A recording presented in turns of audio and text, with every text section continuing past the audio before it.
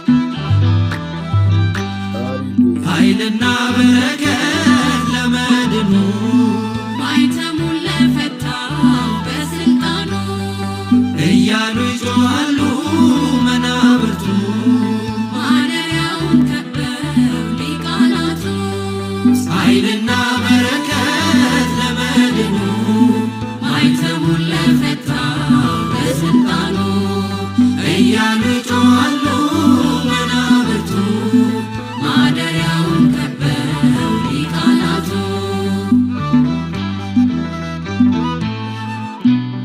ሃሌሉያ ሃሌሉያ ሃሌሉያ ላንተ ነው ዜማችን ቅዱስ ቅዱስ ይገባሃል አዲሱ ቅኔያችን ሃሌሉያ ሃሌሉያ ላንተ ነው ዜማችን ቅዱስ ቅዱስ ይገባሃል አዲሱ ቅኔያችን በአዲሲቷ ሰማይ በንጉሥ ከተማ ገና እናውጃለን የዘላለም ዜማ እንሰዋለን በበጉ ፊት አንግበን ዘንባባ ነጩን ለብሰን ለታረደው እያልን ሃሌሉያ እንሰዋለን በበጉ ፊት አንግበን ዘንባባ ነጩን ለብሰን ለታረደው እያልን ሃሌሉያ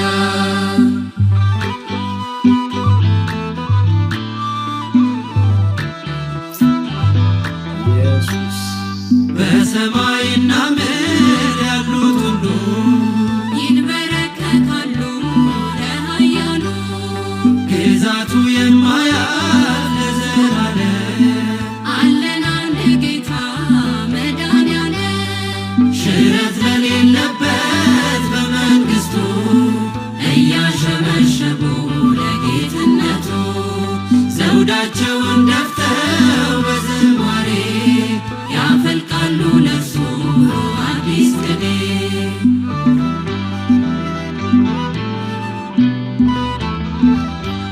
ሃሌሉያ ሃሌሉያ ላንተ ነው ዜማችን ቅዱስ ቅዱስ ይገባሃል አዲሱ ቅኔያችን ሃሌሉያ ሃሌሉያ ላንተ ነው ዜማችን ቅዱስ ቅዱስ ይገባሃል አዲሱ ቅኔያችን ዘላለም በፊቱ እየዘመርን በበጉ ከተማ እንኖራለን ለአንዱ ነው ዜማችን ቅዳሴያችን በከፍታ ላለ ንጉሣችን ለወደደን ለእርሱ እስከ ሞት እንቆማለን ገና ማህሌት ድል ለነሳው ጌታ እረኛችን አይቋረጥ ከቶ ምስጋናችን እያልን ሃሌሉያ ለበጉ በጽዮን ተራራ ላለ ለሚኖር ኢየሱስ ለሚገዛ እያልን ሃሌሉያ ለበጉ በበጉ ከተማ ለአሸናፊው ንጉሥ ለኢየሱስ ከሞት ለተነሳ አየሁም በዙፋኑም በእንስሶቹም በሽማግሌዎቹም ዙሪያ የብዙ መላእክትን ድምፅ ሰማው። ቁጥራቸውም አእላፋት ጊዜ አእላፋትና ሺህ ጊዜ ሺህ ነበር። በታላቅም ድምፅ የታረደው በግ ኃይልና ባለጠግነት ጥበብም ብርታትም ክብርም ምስጋናም በረከትም ሊቀበል ይገባዋል አሉ። በሰማይና በምድርም ከምድርም በታች በባሕርም ላይ ያለ ፍጥረት ሁሉ በእነርሱም ውስጥ ያለ ሁሉ በረከትና ክብር ምስጋናም ኃይልም ከዘላለም እስከ ዘላለም በዙፋኑ ላይ ለተቀመጠው ለበጉ ይሁን ሲሉ ሰማሁ። አራቱም እንስሶች አሜን አሉ። ሽማግሌዎቹም ወድቀው ሰገዱ።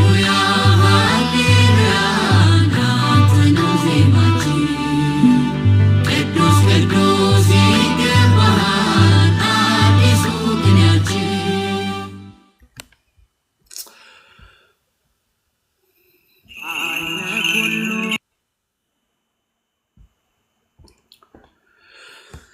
የእግዚአብሔር ስም ለዘላለም የተባረከ ይሁን። እንዴት ናችሁ ቅዱሳን? ደህና ናችሁ? ሁሉ መልካም፣ ሁሉ ሰላም በያላችሁበት ሁሉ የጌታ ጸጋ ከእናንተ ጋር ይሁን። እንዴት ይዟችኋል? ሳምንቱን ሙሉ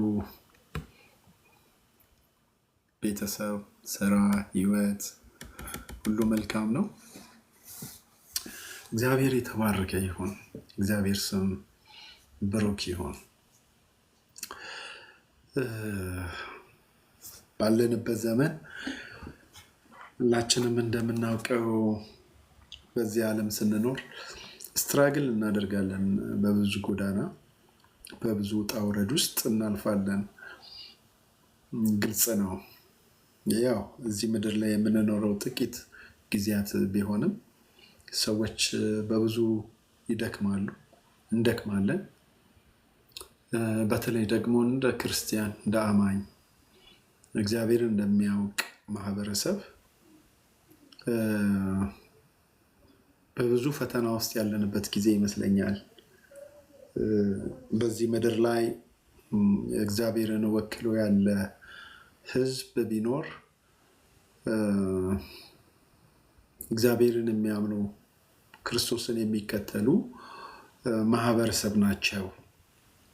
የእግዚአብሔርን ፍቅር፣ የእግዚአብሔርን ኃይል፣ የእግዚአብሔርን ስጦታ በዚህ ምድር ላይ የሚገልጡ ማህበረሰብ ብትኖር ቤተክርስቲያን ናት። ምክንያቱም ለጨለማው ዓለም እግዚአብሔር ራሱን የሚገልጥበት መንገድ ኃይልን፣ ስልጣኑን፣ ኃላፊነትን፣ ጸጋን የሰጠው ለቤተ ክርስቲያን ነው እና ቤተ ክርስቲያን አሁን ባለችበት ዘመን በዚህ በተለይ ሞደርን ዘመን ላይ በብዙ ፈተና ውስጥ ያለች ይመስላል። አገልጋዮቿም በተመሳሳይ መንገድ በብዙ ነገር ሲፈተኑ እንመለከታለን፣ እናያለን። በተለይ አሁን ባለንበት ጊዜ ፈተናው እጅግ በጣም ውስብስብ እየሆነ በተለይ ደግሞ ስምን፣ ዝናን፣ ኃይልን፣ ከበሬታን፣ ገንዘብን መውደድ ትልቅ ፈተና የሆነበት ዘመን ላይ ያለን ይመስለኛል። ታዋቂነት፣ መታወቅ አይደል? እና ይህን ፈተና እንዴት ነው የምናልፈው? ቤተክርስቲያን በዘመናት ውስጥ ባለፉት ትውልዶች ሁሉ መካከል እንዴት አለፈች? እንዴት ነበረ የተጓዘችው? እንዴት ነበረ ለዚህ ዓለም ብርሃን ሆና ራሷን የገለጠችበት፣ ወንጌልን የሰበከችበት መንገድ፣ ማህበረሰብን ያስተማረችበት፣ ለውጥ ያመጣችበት መንገድ እንዴት ነበረ ብለን ስንመለከት መጽሐፍ ይነግረናል። አገልጋዮች በብዙ ፈተና ውስጥ አልፈዋል። እውነት ነው። በዝና፣ በስም፣ በክብር፣ በገንዘብ ተፈትነዋል፣ ግን አልፈዋል። በኃይል፣ በስልጣን ተፈትነዋል፣ ግን አልፈዋል። ምክንያቱም እግዚአብሔር የተመሰገነ ይሁን። በዛ ጎዳና ውስጥ አልፈው ነው ዛሬ ላይ ያለች ቤተክርስቲያን እዚኛ ጋር እንድትደርስ ያደረጉት። መጽሐፍ እንዲህ የሚል ቃል አለ። ዮሐንስ ሁላችንም እንደምናውቀው የሚነግረን ነገር አለ። እሱን ዛሬ ላካፍላችሁ ፈልጋለሁ። በተለይ ስለ መጥመቁ ዮሐንስ ማለት ነው። ዮሐንስ ወንጌል ምዕራፍ 1 ከቁጥር 15 ጀምሮ ያለውን ባነበው ደስ ይለኛል። ዮሐንስም ይላል ሲጀምር፣ ዮሐንስም ከኔ በኋላ የሚመጣው ከኔ በፊት ስለነበረ ከኔ ይልቃል ብዬ የመሰከርኩለት እርሱ ነው አለ። ከኔ በኋላ የሚመጣው ከኔ በፊት ስለነበረ። ይገርማል። ከኔ በኋላ የሚመጣው ከኔ በፊት ስለነበረ ከኔ ይልቃል ብዬ የመሰከርኩለት እርሱ ነው በማለት ጮኸ፣ ስለ እርሱም መሰከረ ይላል። እንደምናውቀው ዮሐንስ እጅግ ታላቅ አገልጋይ ነው። በዘመኑ የነበሩት ሰዎች እጅግ የሚያከብሩት ትልቅ አገልጋይ ነው። ግን ደግሞ የሚናገረው ነገር እጅግ ጠንካራ ሀሳብ ነው የሚያነሳው። ከኔ ይልቃል፣ ከኔ በኋላ የሚመጣው ከኔ በፊት ስለነበረ ከኔ ይልቃል፣ ስለ እርሱ መሰከረ። ከእርሱ ሙላት ሁላችንም በጸጋ ላይ ጸጋ ተቀብለናል። ከእርሱ ሙላት ሁላችንም በጸጋ ላይ ጸጋ ተቀብለናል። የሚገርም ነው። ሕግ በሙሴ በኩል ተሰጥቶን ነበር፣ ጸጋና እውነት ግን በኢየሱስ ክርስቶስ በኩል መጣ። ሕግ የተሰጠን በሙሴ ነበር፣ በክርስቶስ ግን ጸጋና እውነትን ተቀብለናል። ከቶውንም እግዚአብሔርን ያየ ማንም የለም፣ ነገር ግን በአብ እቅፍ ያለው አንድያ ልጁ የሆነው አምላክ እርሱ ገለጠው። አይሁድ ማንነቱን እንዲጠይቁት ካህናትና ሌዋውያን ከኢየሩሳሌም ወደ እርሱ ሲልኩ ዮሐንስ የሰጠው ምስክርነት ይህ ነበር። ከመመስከርም ወደ ኋላ አላለም። ስሙ ይባረክ። ከመመስከርም ወደ ኋላ አላለም። እኔ ክርስቶስ አይደለሁም ብሎ በግልጽ መሰከረ። ምን ብሎ መሰከረ? እኔ ክርስቶስ አይደለሁም። የሚገርም ነው።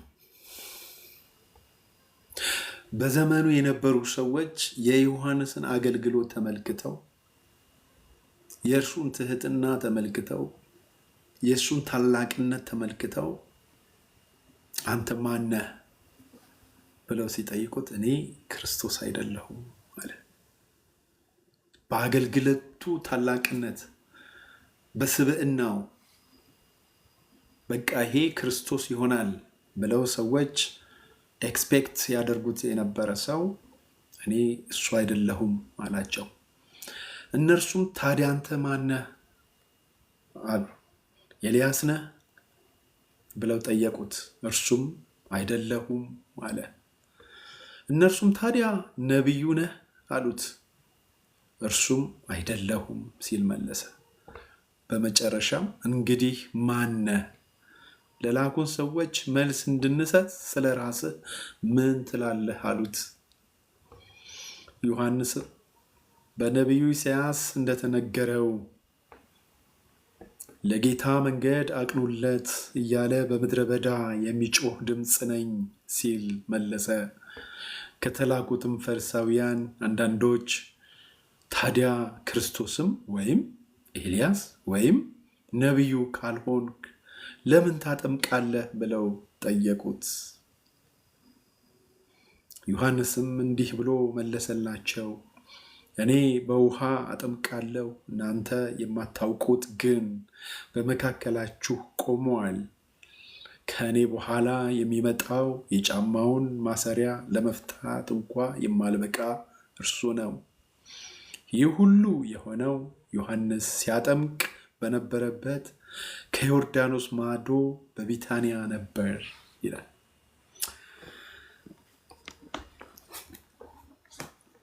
የሚገርም ነው። ከኢየሩሳሌም የመጡ ልዑካኖች፣ እነዚህ ፈሪሳውያን በዮሐንስ አገልግሎት፣ በዮሐንስ ትህትናው፣ በዮሐንስ ስብዕና ተማርከው ነው አንተ ማነህ፣ ስለ ራስህ ምን ትላለህ ብለው የጠየቁ።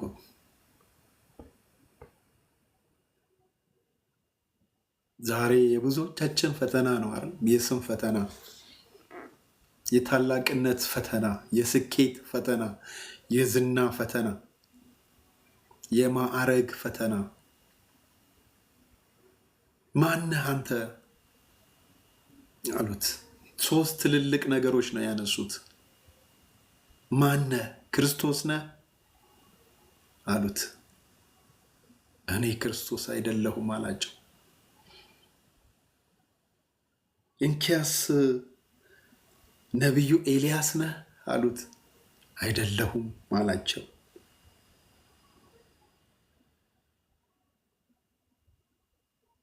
የሚገርም ነው። ስለ ራስህ ማን ብለህ ትናገራለህ? ምንድን ነው የምትናገረው? አንተን ለጠየቁ ሰዎች ምን ብለን እንመልስላቸው ነው ያሉት። ዮሐንስ ያስገኘለት የአገልግሎቱ ተጽዕኖ፣ ክብርና ዝና አንተ ክርስቶስ ነህን የሚያሰኝ ጥያቄ ቢያስነሳበትም ዮሐንስ ግን የክርስቶስ ምትክ ሊሆን እንደማይችል በግልጽ ተናግሯል። ሐዋርያ ጳውሎስ እንደተናገረው በሌላ ስፍራ ላይ ብቃታችን ከእግዚአብሔር ነው እንጂ በራሳችን ብቃት ከኛ ነው የምንለው አንዳች ነገር የለም። ይህ 2 ቆሮንቶስ 3:5 ላይ የተናገረው ማለት ነው። ዮሐንስም የብቸኛው መድኃኒትን ክብር ለመጋፋት አልፈለገም። ምንም እንኳን አገልግሎቱ ያመጣለት ክብር፣ አገልግሎቱ ያስገኘለት ስምና ዝና ቢኖረውም አንተ ክርስቶስ ነህ ተብሎ ሲጠየቅ አይደለሁም ነው ያለው። እኔ አይደለሁም ማለት እኔ አይደለሁም።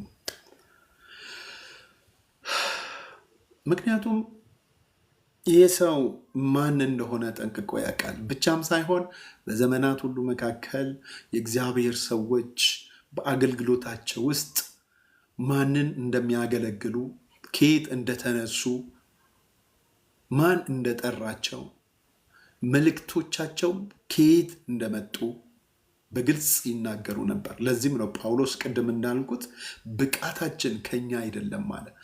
ብቃታችን ከኛ አይደለም የቱንም ያክል ብንሰብክ፣ የቱንም ያክል በሽተኞች ቢፈወሱ፣ የትኛውንም ያክል በአገልግሎታችን በብዙ ሺህ የሚቆጠሩ ሰዎች ወደ ጌታ ቢመጡ፣ የወደቁ ሰዎች ቢነሱ፣ ሰዎች ቢፈወሱ፣ በምክራችን ሰዎች ቢጽናኑ፣ ብቃታችን ከኛ አይደለም። ያንን ያደረግነው ከኛ አይደለም፣ በእኛ እውቀት አይደለም፣ በእኛ ችሎታ አይደለም፣ በእኛ ጥበብ አይደለም።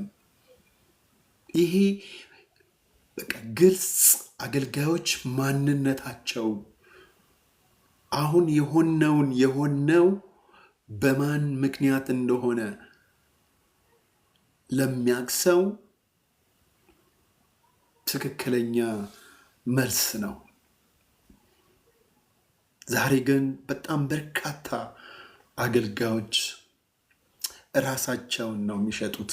ልክ የዓለም ሰዎች እንደሚያደርጉት እውቀታቸው ያመጣላቸው ክብር አለ፣ ኢኮኖሚያቸው ያስገኘላቸው ዝናና ስም አለ።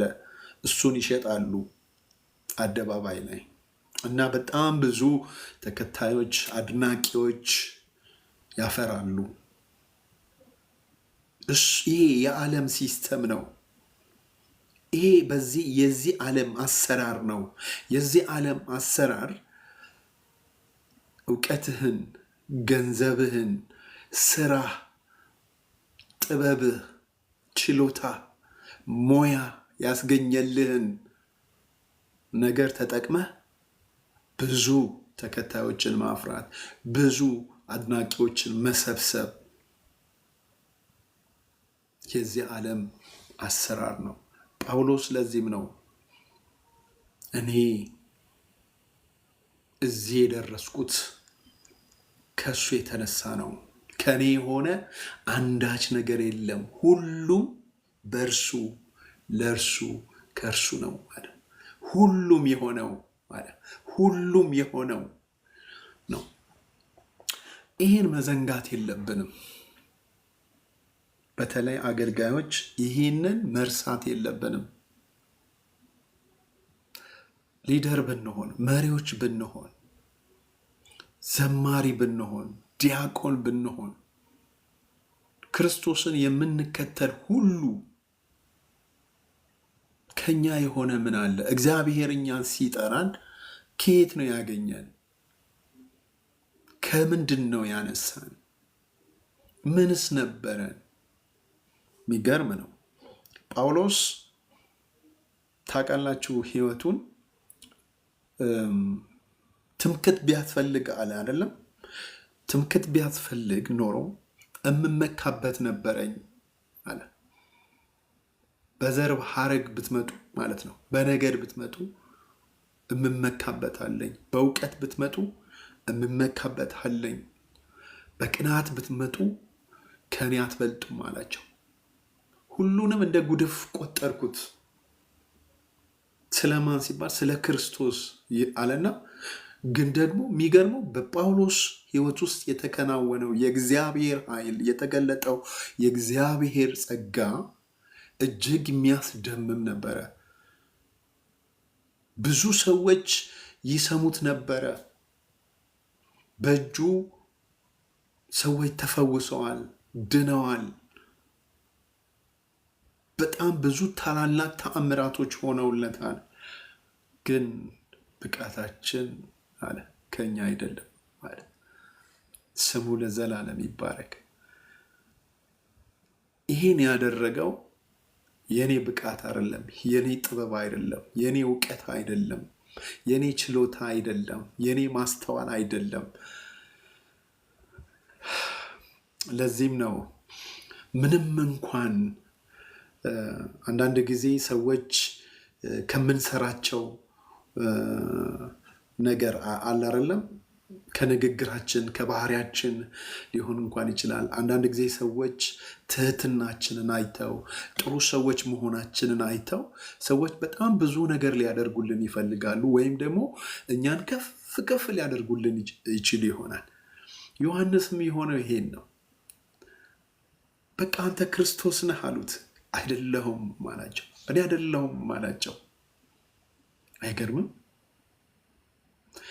ቀጠሉና እንግዲያውስ ኤልያስ ነህ አሉት። ምክንያቱም ኤልያስ የሚታወቅ ነቢይ ነው።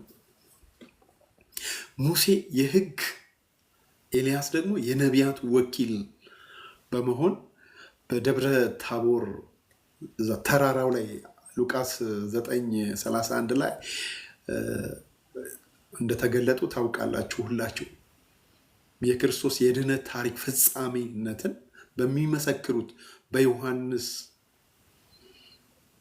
በዛ ተራራ ላይ ተገልጠዋል። 3 ድንኳን፣ አንዱ ለአንተ፣ አንዱን ለሙሴ፣ አንዱን ለኤልያስ ብለው ማለት ነው።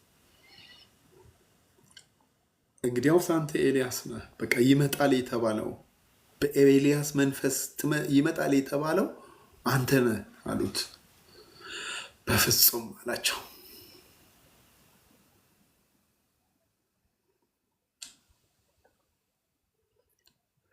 ዓለም በትላልቅ ሰዎች ጥላ ስር እንድንሸሸግ ትፈልጋለች።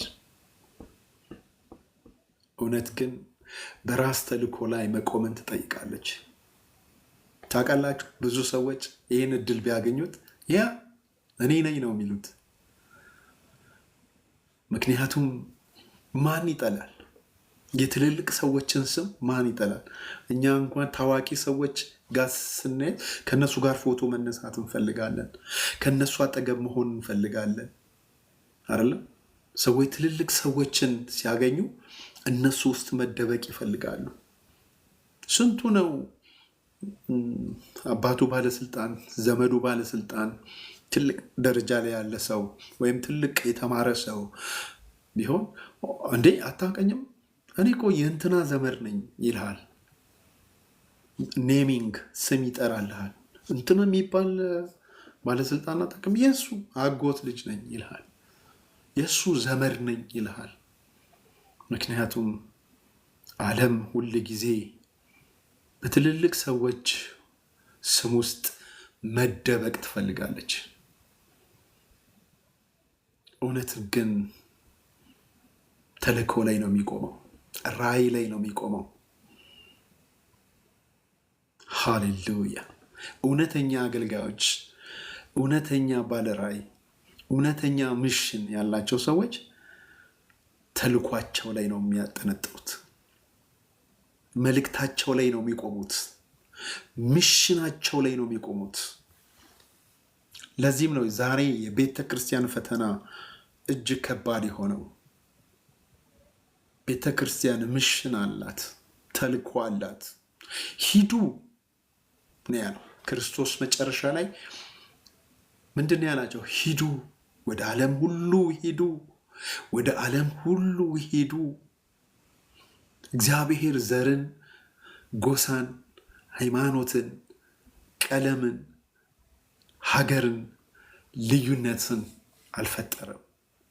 ስሙ ለዘላለም የተባረከ ይሁን። በፍጹም እንደዛ አይነት ሚሽን አልሰጣቸውም። እግዚአብሔር የሰጣቸው ሚሽን ወደ ዓለም ሁሉ ሂዱ፣ ወንጌልንም ለፍጥረት ሁሉ ስበኩ። ወንጌልን ኢየሱስ ለዘላለም ጌታ ነው። ወንጌልን ስበኩ። ይገርም ነው። አንዳንድ ሰዎች የሚሰብኩልን ነገር ምን እንደሆነ አይታወቅም። በከበረው በእግዚአብሔር ሕዝብ ፊት ቆመው በፑልፒት ፊት ቆመው የሚናገሩት ነገር አንዳንዴ በጣም ያሳዝናል። ሰው ራሱን ይሰብካል። ሰው ክብሩን ይሰብካል። ሰው ዝናውን ይሰብካል። ሰው ቤተሰቡን ይሰብካል። እውቀቱን፣ ክብሩን፣ የደረሰበትን ነገር ይሰብካል። ወንጌልን ስበኩ። እግዚአብሔር በሰጣቸው እድል፣ እግዚአብሔር በሰጣቸው ጊዜ፣ እግዚአብሔር ወደ ላካቸው ህዝብና መንደር ገብተው አባቶቻችን ወንጌልን ነው የሰበኩት። ላውም እየተደበደቡ እየታሰሩ እስር ቤት ውስጥ ወንጌል ነው የሰበኩት። ተራራ ስር ወንጌል ነው የሰበኩት። ምድረ በዳ ላይ ወንጌል ነው የሰበኩት። ወንጌልን ነው የሰበኩት። ለምን ሲባል ተልኳቸው እሱ ነው። ሂዱ፣ ለፍጥረት ሁሉ ወንጌልን ስበኩ። ታቲስ ሚሽን። ዛሬ ብዙ ሰው፣ ብዙ አገልጋይ ምን እንደሚናገር አያውቅም። ምክንያቱም አልተላከም። ሰው ራሱን ቀብቶ ካነሳ፣ ሰው አንዳች የሆነ ነገር ፈልጎ ከሆነ ፉልፊት ላይ የቆመው እመኑኝ የሚሰብከው ራሱን ነው። ለዛም ነው ዮሐንስ አይደለሁም፣ ክርስቶስ ነህ አይደለሁም፣ እንኪያስ ኤልያስ ነህ አይደለሁም፣ መሰከረ ነው የሚለው። አይገርምም? ምንድን ነው ያለው?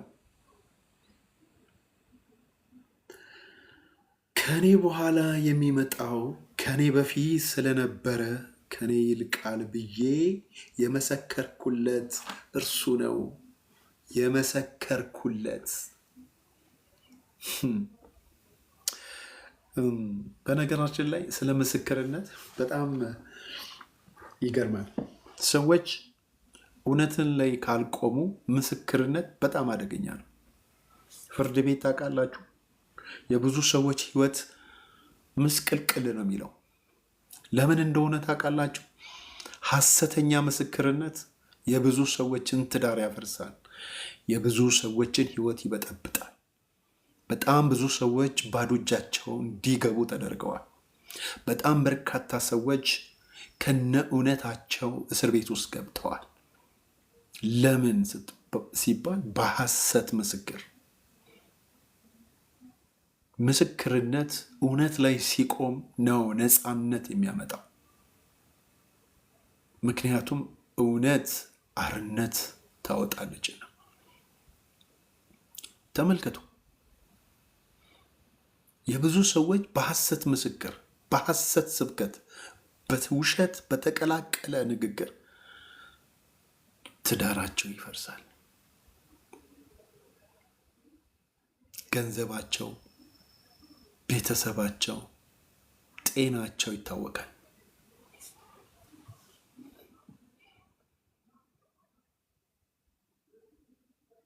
እኛ እኮ ትንሽ ነገር ተደርጎልን ትንሽ ነገር ያ አይነ ስውሩን ታውቃላችሁ? ኢየሱስ ክርስቶስ ከጭቃ ቀብቶት የተፈወሰው ማን ነው? አይንህን ያበራል። እኔ አይኔ እንዳበራ ነው ማውቀው አላቸው። እርሱ አይኔን እንዳበራው ነው ማውቀው።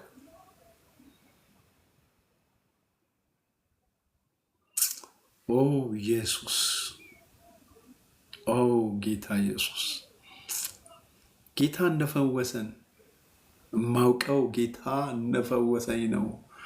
እኔ ማውቀው ጌታ ይቅር እንዳለኝ ነው። እኔ ማውቀው ጌታ እጄን ይዞ እንዳነሳኝ ነው። እኔ ማውቀው ጌታ እንደመራኝ ነው ብለን የምንሰጠው ምስክርነት ለብዙ ሰዎች ፈውስ፣ መዳን፣ መጽናናት ይሆናል። ውሸትን ለምን እንቀላቅላለን? ያልሆነውን ለምን ከየት እናመጣዋለን? ለሚያልፍ ነገር፣ ታይቶ ለሚጠፋ ነገር። ለዚህም ነው ዮሐንስ አይደለሁም፣ እኔ አይደለሁም አላቸው። ከዛ ነቢዩ አንተ ነህ አሉት። 21 ላይ እነርሱም ታዲያ አንተ ማን ነህ? ኤልያስ ነህ ብለው ጠየቁት። እርሱም አይደለሁም አለ። እነርሱም ታዲያ ነቢይ ነህ አሉት። አይደለሁም አላቸው።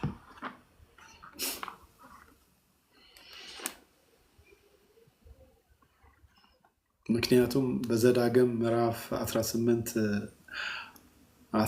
ላይ የተነገረለት እና አይሁድ በጉጉት የሚጠብቁት ዳግማዊ ሙሴ ወይም ያ ታላቅ ነቢይ አለመሆኑን ያለምንም መወላወል ነበረ ዮሐንስ የተናገረው።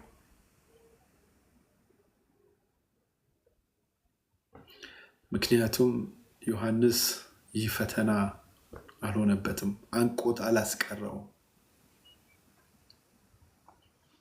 ዛሬ ሰዎች ገንዘብን መውደድ፣ ዝናን መውደድ፣ ክብርን መውደድ አንቆ አስቀርቷቸዋል፣ ከእውነተኛው ሕይወት ለይቷቸዋል። ስለዚህ ዮሐንስ ስለ ራሱ የሰጠው ምስክርነት ለጌታ መንገድ አቅኑለት እያለ በምድረ በዳ የሚጮህ ድምፅ ነኝ አለ። ታዲያ ማነህ ሲሉት የሰጠው ምላሽ ይህንን ነበር። ዮሐንስ በነቢዩ በኢሳይያስ እንደተነገረው ለጌታ መንገድ አቅኑለት እያለ በምድረ በዳ የሚጮህ ድምፅ እኔ ነኝ አለ። እኔ ነኝ፣ እኔ ማለት ያ ድምፅ ነኝ፣ በኢሳይያስ የተነገረው እሱ ነኝ አለ። እርሱ የእግዚአብሔር ሰበር ዜና የሚያበስር ድምፅ፣ ክርስቶስን የሚያሳይ ሚዜ ነበር። የጫማውን ማሰሪያ ለመፍታት እንኳን የማይበቃ ታማኝ አገልጋይ ነበር። ታማኝ አገልጋይ። ዝቅ ብሎ ከኔ በኋላ የሚመጣው ከኔ በፊት ነበር አለ። ስሙ ለዘላለም ይባረክ። ምንም እንኳን እግዚአብሔር ቢያድነንም፣ የቱንም ያክል ጸጋ ቢሰጠንም፣ የቱንም ያክል የመናገር ችሎታና ጥበብ ቢሰጠንም እግዚአብሔር ከኛ ይልቃል። እግዚአብሔር ከኛ ይበልጣል። እኛ ልናንስ፣ እሱ ሊልቅ የተገባው ነውና ስሙ ለዘላለም ይባረክ። አሜን። ብዙዎቻችን የምንፈተንበት ትልቁ ፈተና ይሄ ነው። ወንድሞቼ ሆይ ስለ ራሳችሁ ምንድን ነው የምትሉት? ራሳችሁን ለዓለም የምታብራሩበት መንገድ እንዴት ነው?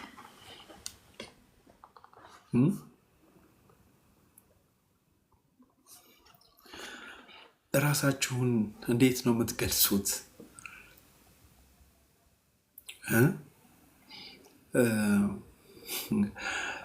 ዓለም በውድድር ውስጥ ነው ያለችው። እኛ ደግሞ በዓለም ብንኖርም ግን ከዓለም አይደለንም። አንዱ ፈተናችን እሱ ነው።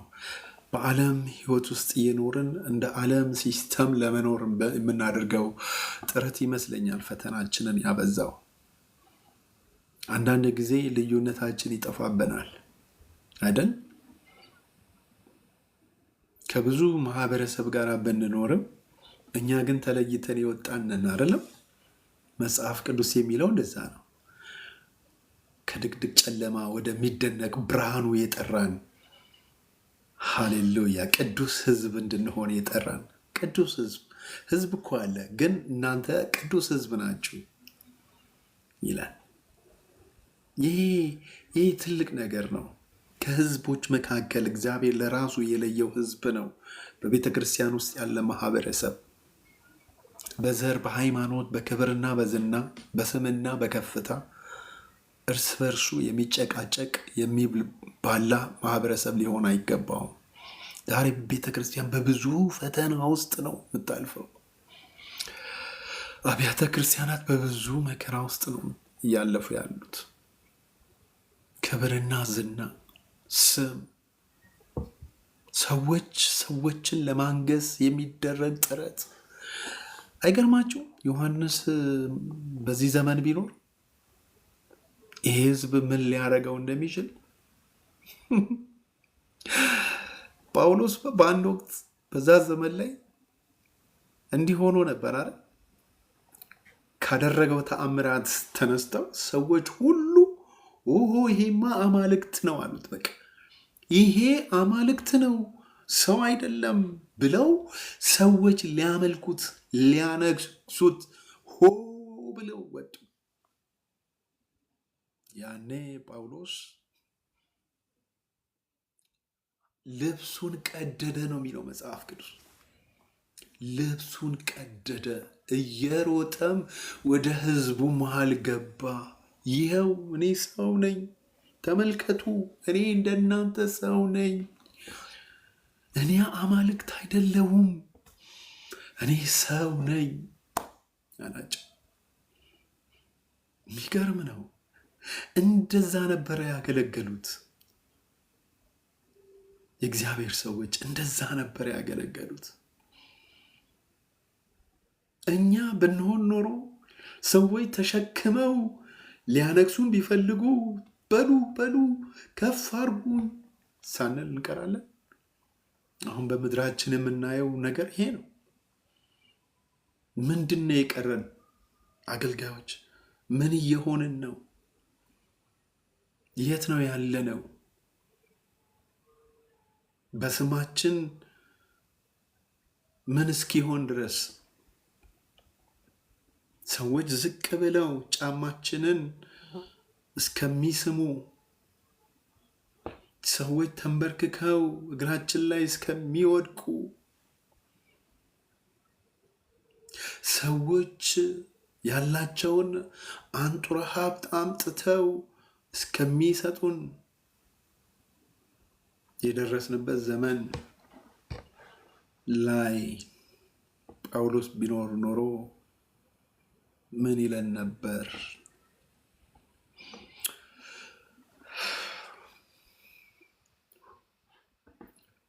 ማነህ የኔ ወንድም? ስለ ራስህ ምን ትላለህ? የእግዚአብሔር ባሪያ ነኝ አለ። ይገርማል። ጳውሎስ ከኃጢአተኞች ዋና ለሆንኩት አለ፣ ከኃጢአተኞች ዋና ለሆንኩት ለእኔ በምሕረቱ ባለጸጋ የሆነው እርሱ እግዚአብሔር በቤቱ ላይ ሾመኛል፣ ጸጋን ሰጠኛል። ከኛ የሆነ ምንም ነገር የለም። እውነት ለመናገር ከኛ የሆነ የለም። የእግዚአብሔርን ሕይወት የምንኖረው በእርሱ ቸርነት ነው። እግዚአብሔር ስለረዳን፣ እግዚአብሔር ስላገዘን፣ እግዚአብሔር ስለራራልን ነው። እግዚአብሔር ጸጋውን ስለሰጠን ነው። ሰጪው እሱ ነው። ያበረታን፣ ያቆመን፣ የረዳን እግዚአብሔር ነው። ስሙ ለዘላለም የተባረከ ይሁን። ይህን መርሳት የለብንም። ይህንን መርሳት የለብንም። የሆነው ሁሉ የሆነው ከእርሱ የተነሳ ነው፣ ከእግዚአብሔር የተነሳ ነው። ይህም ያንስበታል። ዝቅ ብለን ዝቅ ብለን ሃሌሉያ፣ ዝቅ ብለን ጌታ በእኛ ሕይወት ከፍ ብሎ ይታይ ዘንድ በእርሱ ውስጥ እግዚአብሔር አለ። እግዚአብሔር የሚሰማው ባሪያ ነው ብንባል በቂ ነው። እግዚአብሔር ከእርሱ ጋር። የእስራኤል ሕዝብ እኮ ያሉት ኢያሱን እንደዛ አይደል? ሙሴ በሞተ ጊዜ ያታላቁ መሪያቸው ባረፈ ጊዜ ኢያሱን ምን አሉት? ብቻ እግዚአብሔር ካንተ ጋር ይሁን አሉ እንጂ እኛ እንገዛልሃለን። ደስ አይልም? ብቻ እግዚአብሔር ካንተ ጋር ይሁን፣ ብቻ እግዚአብሔር ካንቺ ጋር ይሁን። ሃሌሉያ። ብቻ እግዚአብሔር ካንተ ጋር ይሁን።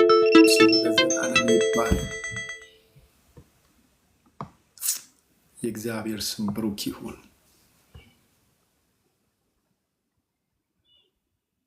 ብቻ እግዚአብሔር ከእናንተ ጋር ይሁን።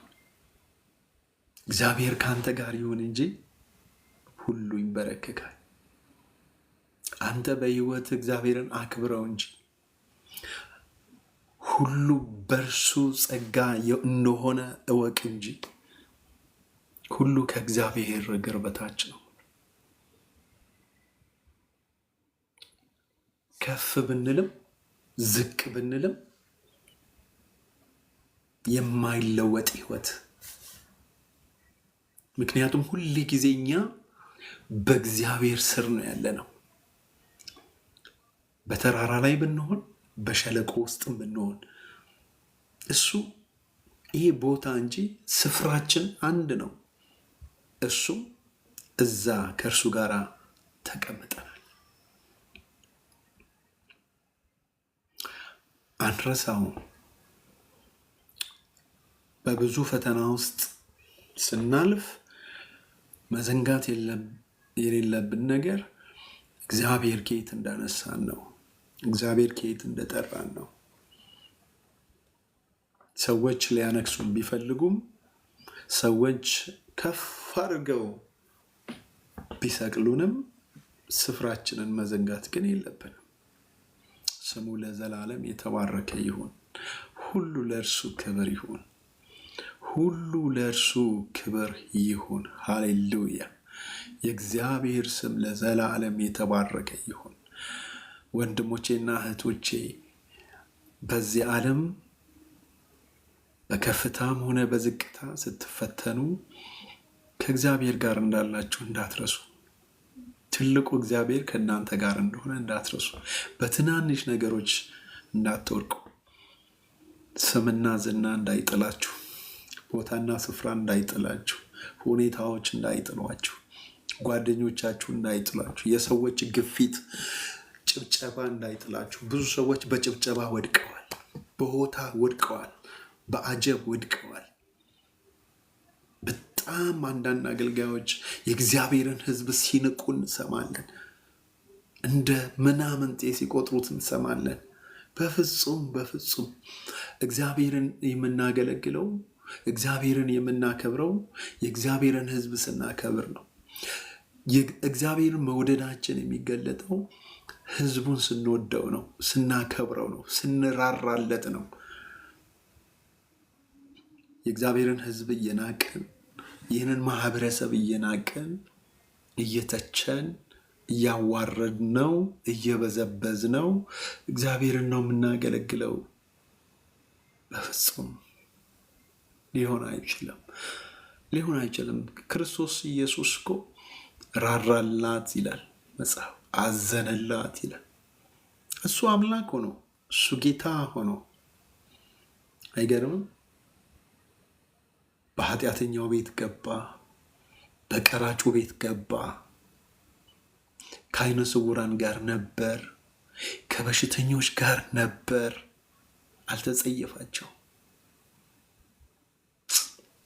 ይገርማል። አልተጸየፋቸው። ከበሽተኞች ጋር ነበር ኢየሱስ። ከአካል ጉዳተኞች ጋር ነበር ኢየሱስ።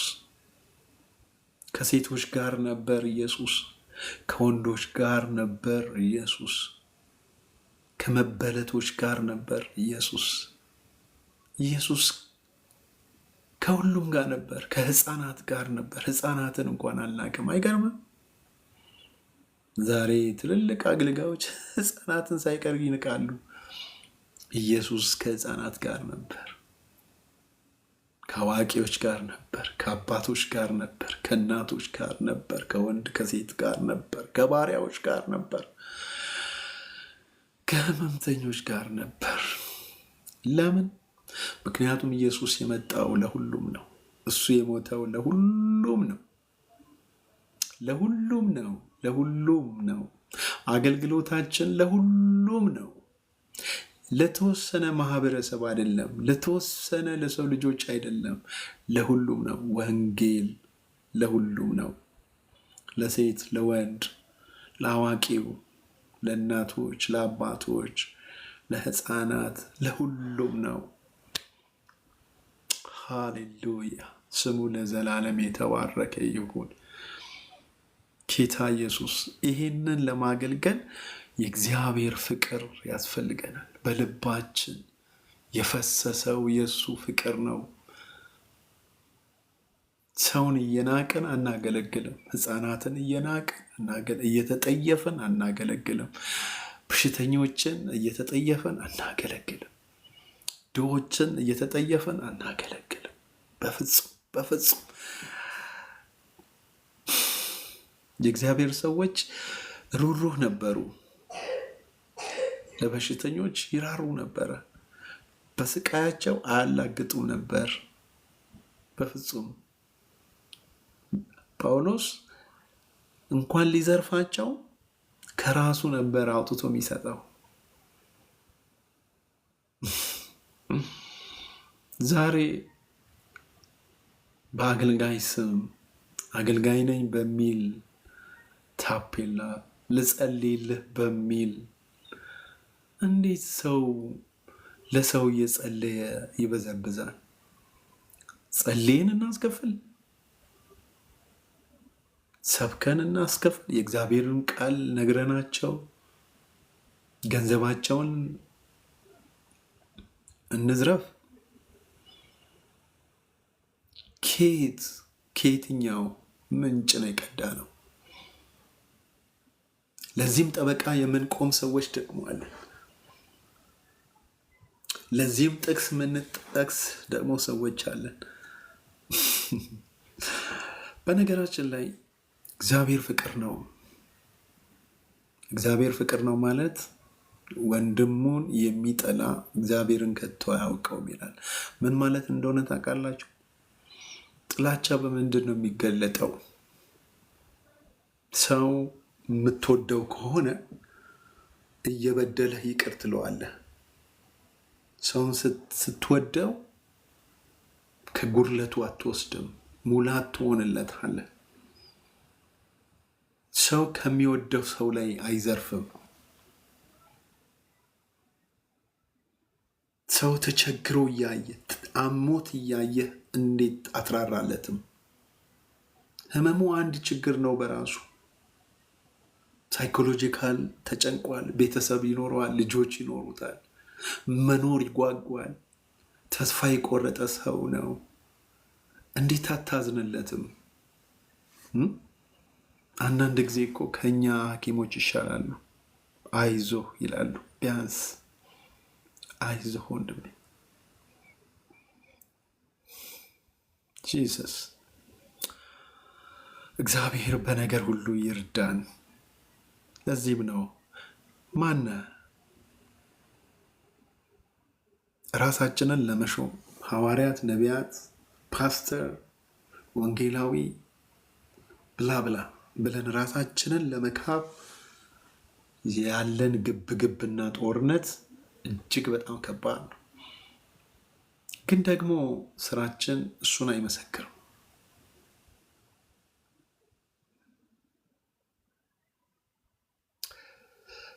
ዛሬ ቤተ ክርስቲያን እግዚአብሔር ይድረስላት። በዚህ ዓለም ላይ ያለችው ቤተ ክርስቲያን፣ በተለይ ደግሞ በሀገራችን ያለች ቤተ ክርስቲያን ጌታ ይድረስላት። ለቤተ ክርስቲያን ተሐድሶ ይሁንላት። እግዚአብሔር እንደገና ህዝቡን እንዲጎበኝ ጸሎቴም ልመናዬም ነው። እግዚአብሔር ይራራልን። በእውነት እግዚአብሔር ይራራልን። እግዚአብሔር ይርዳን። ይህንን ህዝብ እግዚአብሔር ያግዘው።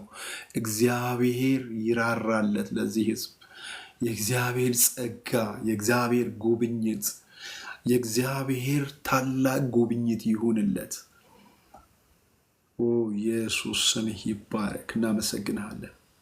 አንተ መልካም ነህ ጌታ ሆይ፣ እናመሰግንሃለን። አንተ መልካም ነህ። አንተ መልካም ነህ እግዚአብሔር ሆይ፣ መልካም ነህ። አንተ መልካም ነህ፣ ቸር ነህ እግዚአብሔር ሆይ፣ ቸር ነህ፣ ቸር ነህ፣ ቸር ነህ። አንተ ቸር ነህ፣ አንተ ፍቅር ነህ ጌታ ሆይ፣ ስምህ ይባረክ፣ ስምህ ይባረክ፣ ስምህ ይባረክ። ራራለን። አንተ አግዘን። ከነጣቂዎች ጠብቀው ይህንን ህዝብ እግዚአብሔር ሆይ፣ አንተ ጠብቀው። በነገር ሁሉ እግዚአብሔር ሆይ አንተ እርዳው። ለህዝብ ራራለት ጌታ ሆይ፣ እግዚአብሔር ሆይ በነገር ሁሉ ለዚህ ህዝብ ማስተዋልን ስጠው።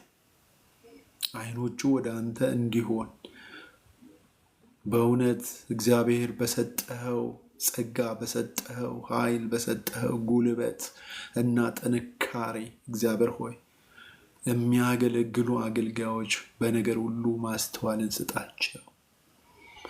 የሆኑት ሁሉ ካንተ እንደሆነ በእነሱ ጥበብ፣ ችሎታ፣ እውቀት ሳይሆን አንተ በሰጣቸው ጸጋ፣ አንተ በሰጣቸው ጥበብና ማስተዋል እንደሆነ በመረዳት ህዝብህን ዝቅ ብለው ያገለግሉ ዘንድ፣ መሪዎችም በፈቃደኝነት ይመሩ ዘንድ፣ ከልባቸው ለመንጋው ይራሩላቸው ዘንድ በኢየሱስ ስም እለምንሃለሁ። በነገር ሁሉ ማስተዋልን ስጠን። ስለ ሁሉም እናመሰግንሃለን። ስም ይባረክ በጌታ በኢየሱስ ስም አሜን። ተባረኩ። እግዚአብሔር አብስቶ ጸጋውን ያብዛላችሁ። እወዳችኋለሁኝ።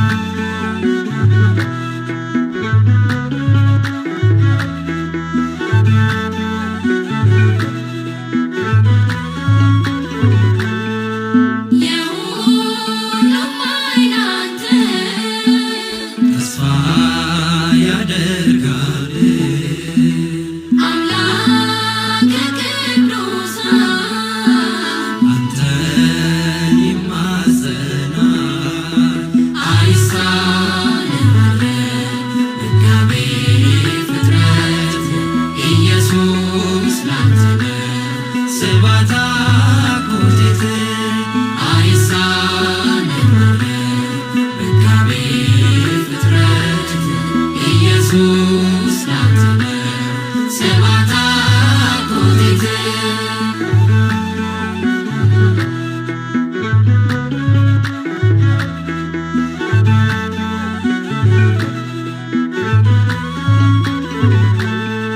አንተማመንም በሰው ክንድ ሸምበቆ ነውና ደግሞ አመድ በቶሎ ይረግፋል ለጤዛ ዘመኑን ይረሳል ለዋዛ አንተማመንም በሰው ክንድ ሸምበቆ ነውና ደግሞ አመድ በቶሎ ይረግፋል ለጤዛ ዘመኑን ይረሳል ለዋዛ ሁሉም ከንቱ ከንቱ ከንቱ ነው አንሻም ካንተ ውጭ ማን አለ በምድር በሰማይ እንደ ኢየሱስ ያለ ኤልሻዳይ ሁሉም ከንቱ ከንቱ ከንቱ ነው አንሻም ካንተ ውጭ ማን አለ በምድር በሰማይ እንደ ኢየሱስ ያለ ኤልሻዳይ የሁሉም ኃይል አንተ ተስፋ ያደርጋል አምላከ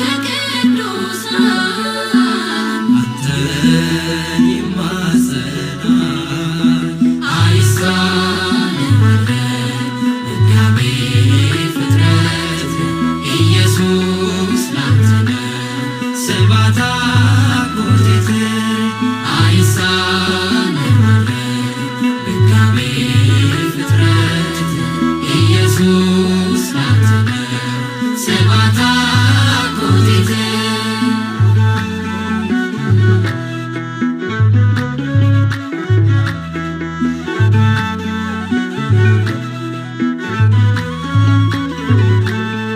አይተናል ምስኪኑን ሲያነሳ ቸሩ መድኃኔዓለም ሳይረሳ ያኖራል ሳይጥለን በፍቅር አይደንቅም ለስሙ ብንዘምር አይተናል ምስኪኑን ሲያነሳ ቸሩ መድኃኔዓለም ሳይረሳ ያኖራል ሳይጥለን በፍቅር አይደንቅም ለስሙ ብንዘምር ሁሉም ከንቱ ከንቱ ከንቱ ነው አንሻም ካንተ ውጭ ማን አለ በምድር በሰማይ እንደ ኢየሱስ ያለ ኤልሻዳይ ሁሉም ከንቱ ከንቱ ከንቱ ነው አንሻም ካንተ ውጭ ማን አለ በምድር በሰማይ እንደ ኢየሱስ ያለ ኤልሻዳይ የሁሉም ኃይል አንተ ተስፋ ያደርጋል አምላከ ቅዱሳን አንተን ይማጸናል አይሳንም መጋቤ ፍጥረት ኢየሱስ ላንተ ነው ስብሐት አኮቴት አይሳንም መጋቤ ፍጥረት ኢየሱስ ላንተ ነው ስብሐት አኮቴት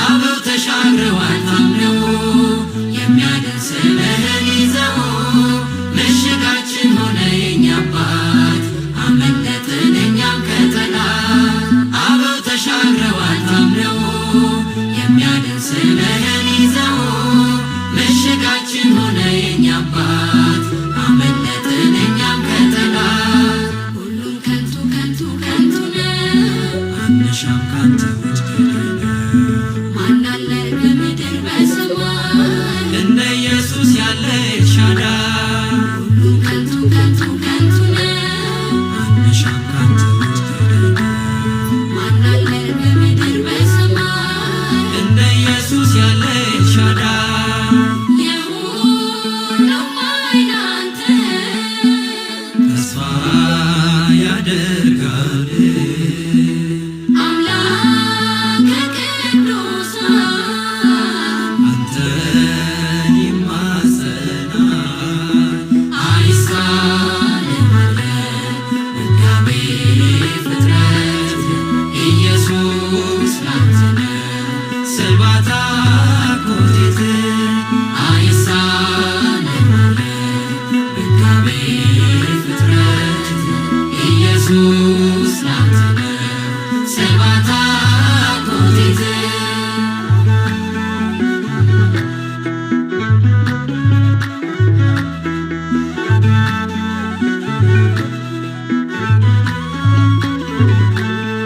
እድል ፈንታችን ነህና ኢየሱስ ሙላት ለባይሞላ ጠግበናል ከእጆች በረከት ታላቁን ስም ጠርተን በእምነት እድል ፈንታችን ነህና ኢየሱስ ሙላት ለባይሞላ ጠግበናል ከእጆች በረከት ታላቁን ስም ጠርተን በእምነት ሁሉም ከንቱ ከንቱ ከንቱ ነው አንሻም ካንተ ውጭ ማን አለ በምድር በሰማይ እንደ ኢየሱስ ያለ ኤልሻዳይ ሁሉም ከንቱ ከንቱ ከንቱ ነው አንሻም ካንተ ውጭ ማን አለ በምድር በሰማይ እንደ ኢየሱስ ያለ ኤልሻዳይ የሁሉም ኃይል አንተ ተስፋ ያደርጋል አምላከ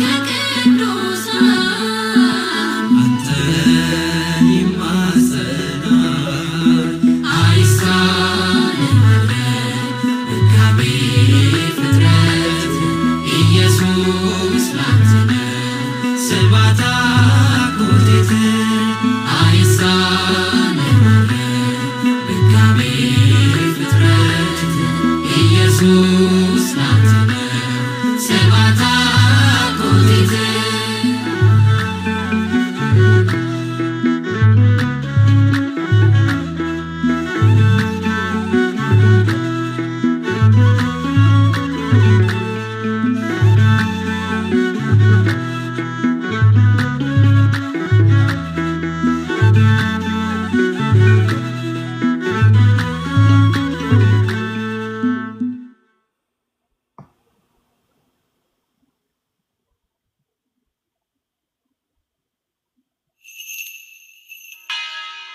አዎን አቤቱ የሁሉ አምላክ ነህ።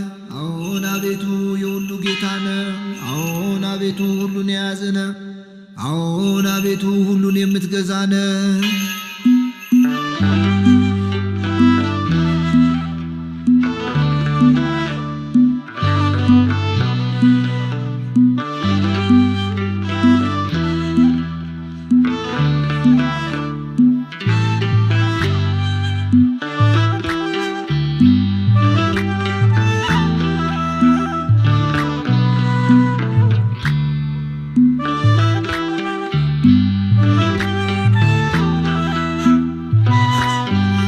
ብርቱ መድኃኒት ሊፈውስ ሲጠሩ ስምህን ኢየሱስ ከስሞች ሁሉ ከፍ አለ በዚህ ስም ሕይወት መዳን አለ ብርቱ መድኃኒት ሊፈውስ ሲጠሩ ስምህን ኢየሱስ ከስሞች ሁሉ ከፍ አለ በዚህ ስም ሕይወት መዳን አለ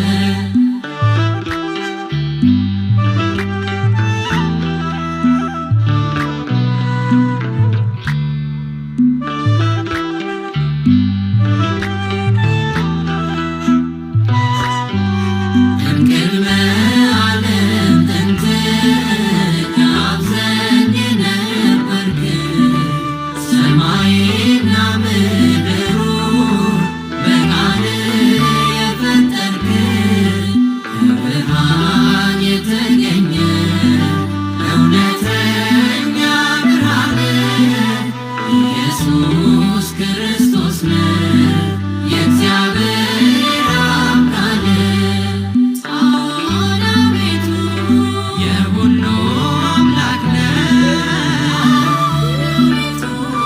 የሁሉ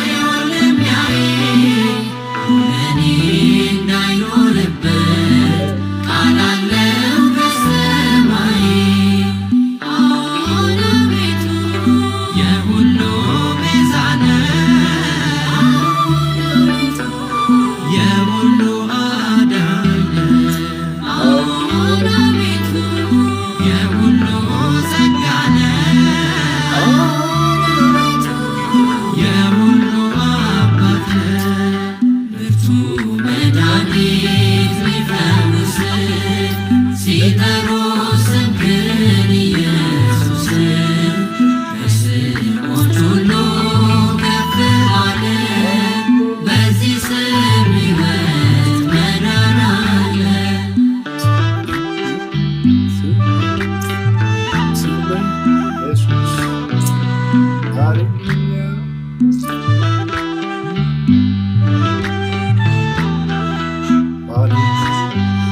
ሞትን የረታንብህ የሆንከን ብርቱ ጋሻ ጥልቁን ያሸነፍንብህ የኃጢአት መደምሰሻ ፈሰሰ ቅዱስ ደምህ ይቀደስ ዘንድ ዓለምህ አወጀ የምስራች ኢየሱስ ባንተ ስም አዎን አቤቱ የሁሉ አምላክ ነህ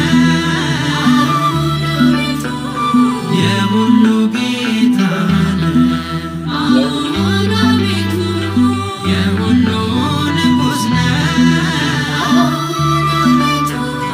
የሁሉ ገዢ ነህ ብርቱ መድኃኒት ሊፈውስ ሲጠሩ ስምህን ኢየሱስን ከስሞች ሁሉ ከፍ አለ። በዚህ ስም ሕይወት መዳን አለ።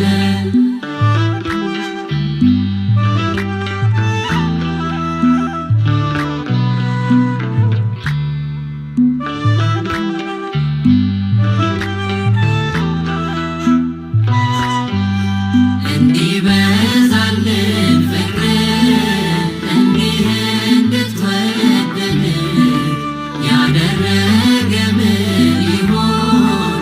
የትኛው ጽድቃችን? በአይምሮ ተጸንሶ ቃላት እንዳይወልደው ሕሊና በላይ ሆነ የሆንከው ያረከው አዎን አቤቱ የሁሉ ቤዛ ነህ የሁሉ አዳኝ ነህ አዎን አቤቱ የሁሉ ጸጋ ነህ የሁሉ አባት ነህ አዎን አቤቱ የሁሉ ቤዛ ነህ የሁሉ አዳኝ ነህ አዎን አቤቱ የሁሉ ጸጋ ነህ የሁሉ አባት ነህ አዎን አቤቱ የሁሉ ቤዛ ነህ የሁሉ አዳኝ ነህ አዎን አቤቱ የሁሉ ጸጋ ነህ አቤቱ የሁሉ አባት ነህ።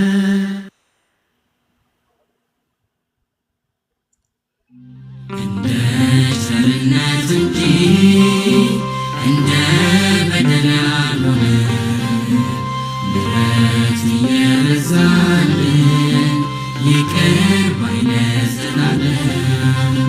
ሲዝትብኝ ጠላቴ አንተ ታጽናናኛለህ በቃል እያበረታህ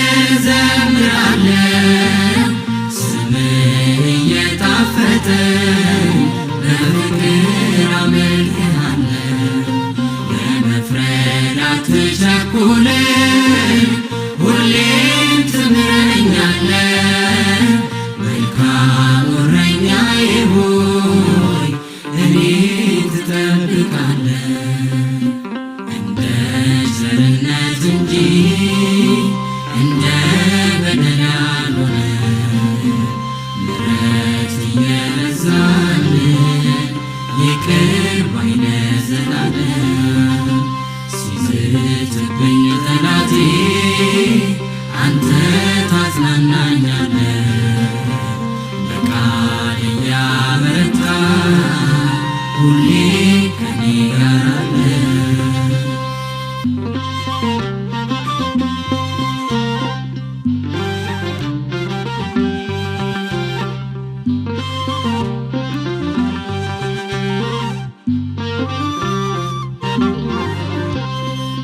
ምን አለ ያላረክልኝ ያጎደልክብኝ ከቶ ሕይወት ጌጤ ሆነህልኝ ኖራለሁ ሁሉ ተሟልቶ ሰላም አለ ከቤትህ አልመኝም ወደ ሌላ ልቤ ቃላት አፈለገ ለአፌ ምስጋና ሞላ እንደ ቸርነት እንጂ እንደ በደል ያልሆነ ምሕረት እየበዛልን ይቅር ባይ ለዘላለም ሲዝትብኝ ጠላቴ አንተ ታጽናናኛለህ በቃል እያበረታ ሁሌ ከኔ ጋር አለ።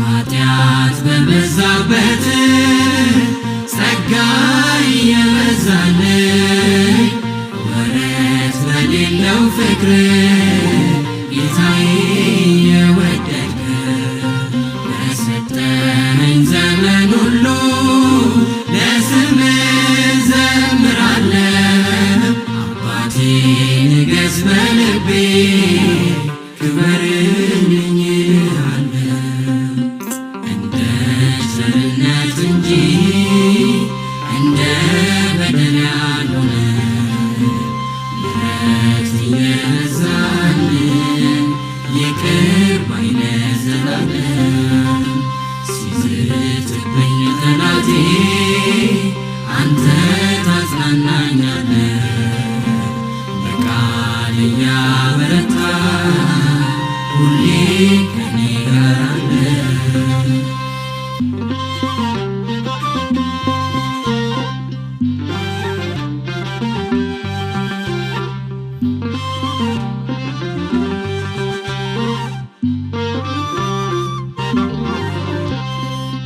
በዛለው ትከሻዬ ላይ ዓለም ጓዟን ጀምራብኝ አቀርቅሬ አለቅሳለሁ መከራው ተፈራርቆብኝ አንተ ግን አይተህ ጠራኸኝ ሸክሜን ተሸከምከው ከጠላት ነፃ አውጥተኸኝ በእጆችህ አርፌዋለሁ እንደ ቸርነት እንጂ እንደ በደል ያልሆነ ምሕረት እየበዛልን ይቅር ባይ ለዘላለም ሲዝትብኝ ጠላቴ አንተ ታጽናናኛለህ በቃል እያበረታ ሁሌ ከኔ ጋር አለ